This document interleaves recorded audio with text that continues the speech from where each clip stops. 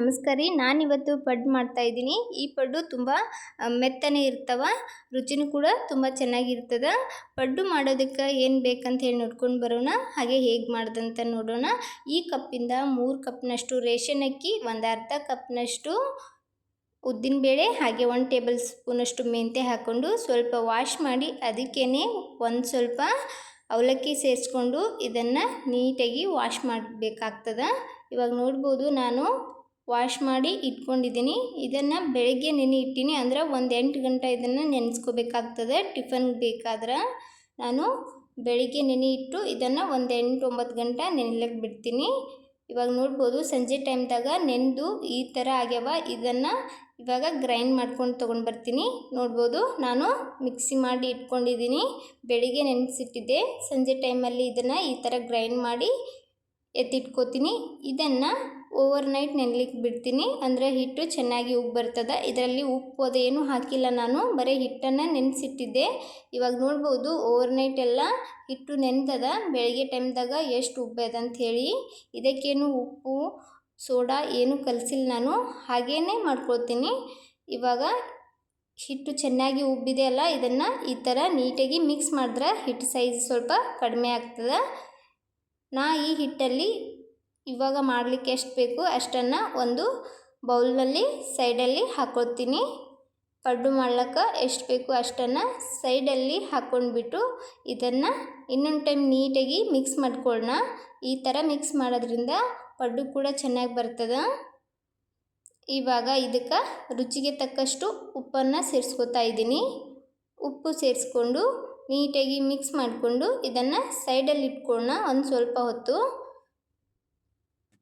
ಇಲ್ಲಿ ರೇಷನ್ ಅಕ್ಕಿಯನ್ನು ಬಳಸ್ಕೊಂಡು ಪಡ್ಡು ಮಾಡ್ತಿರೋದು ನಾನು. ಇವಾಗ ಪಡ್ಡು ಮಣಿ ತೊಗೊಂಡಿದ್ದೀನಿ. ನಾನಿಲ್ಲಿ ಕೆಬ್ಬಣದ ಬರ್ತದಲ್ರಿ, ಆ ಪಡ್ಡಿನ ಮಣಿ ತೊಗೊಂಡಿದ್ದೀನಿ. ನಿಮ್ಮ ಹತ್ರ ಯಾವ್ದು ಇರ್ತದೆ ಅದನ್ನೇ ಬಳಸ್ಬೋದು.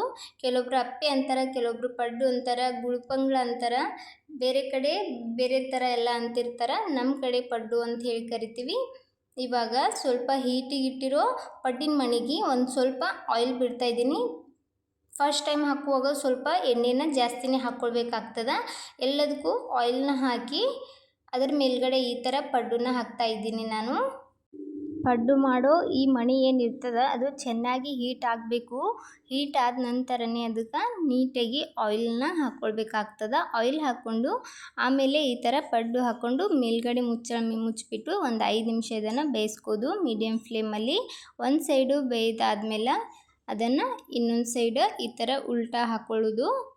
ಒಂದು ಸೈಡ್ ಬೇಯ್ದಿರ್ತದೆ, ಹಾಗೆ ಮೇಲ್ಗಡೆನೂ ಸಹ ಬೇಯಲಿ ಅಂಥೇಳಿ ಅದನ್ನು ಈ ಥರ ಒಂದು ಚಮಚ ಸಹಾಯದಿಂದ ಅಥವಾ ಸ್ಟಿಕ್ ಸಹಾಯದಿಂದ ಅದನ್ನು ಉಲ್ಟಾ ಹಾಕ್ಕೊಳ್ಬೋದು. ನಾನಿಲ್ಲಿ ಚಮಚೆ ಸಹಾಯದಿಂದ ಅದನ್ನೆಲ್ಲ ಈ ಥರ ಉಲ್ಟಾ ಹಾಕ್ಕೊಂಡಿದ್ದೀನಿ. ಇವಾಗ ಮೀಡಿಯಮ್ ಫ್ಲೇಮಲ್ಲಿ ಅದನ್ನು ಕೂಡ ನೀಟಾಗಿ ಬೇಯಿಸ್ಕೋಬೇಕಾಗ್ತದೆ. ಪಡ್ಡು 2 ಕಡೆ ನೀಟಾಗಿ ಬೆಂದಿದೆ, ಅದನ್ನು ತೆಗೆದು ಇಡ್ತಾ ಇದ್ದೀನಿ ಒಂದು ಸೈಡಲ್ಲಿ. ಬೇಯಿಸ್ಕೊಂಡಿರೋ ಪಡ್ಡನ್ನ ತೆಗೆದು ಇಟ್ಕೊಂಡು ಮತ್ತೆ ಇನ್ನೊಂದು ಸ್ಟೆಪ್ ಅದೇ ಥರ ನಾನು ಹಾಕ್ತಾಯಿದ್ದೀನಿ. ಇವಾಗ ಸ್ವಲ್ಪನೇ ಆಯಿಲ್ ಹಾಕ್ಕೊಂಡಿದ್ದೀನಿ. ಎಲ್ಲದಕ್ಕೂ ಒಂದು ಸ್ವಲ್ಪ ಆಯಿಲ್ ಹಾಕ್ಕೊಂಡು ಅದಕ್ಕೇ ನಾನು ಪಡ್ಡನ್ನ ಹಾಕ್ತಾಯಿದ್ದೀನಿ. ನಾನ್ ಸ್ಟಿಕ್ ಇದ್ದರೆ ಒಂದೇ ಟೈಮ್ ಆಯಿಲ್ ಹಾಕ್ಕೊಳ್ಬೋದು. ಇದು ಐರನ್ದ ತವಾದ, ಅದಕ್ಕೋಸ್ಕರ ಮತ್ತೆ ಒಂದು ಸ್ವಲ್ಪ ಆಯಿಲನ್ನ ಬಿಟ್ಕೊಂಡಿದ್ದೀನಿ.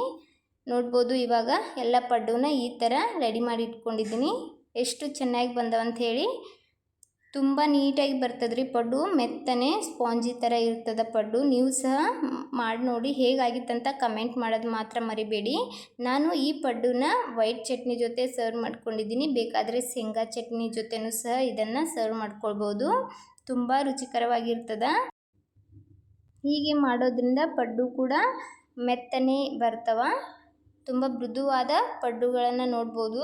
ಇವಾಗ ನೋಡ್ಬೋದು ಎಷ್ಟು ಚೆನ್ನಾಗಿ ಬಂದದ, ಒಳಗೆ ಎಷ್ಟು ಸ್ಪಾಂಜಿ ಥರ ಒಳಗಾದ. ನೋಡಿದ್ರಲ್ಲ, ಈ ಸಿಂಪಲ್ ರೆಸಿಪಿ ನಿಮಗೆ ಇಷ್ಟ ಆಗ್ಯದ ಅಂದ್ಕೊಂಡಿದ್ದೀನಿ. ಇಷ್ಟ ಆದರೆ ತಡ ಮಾಡಬೇಡಿ.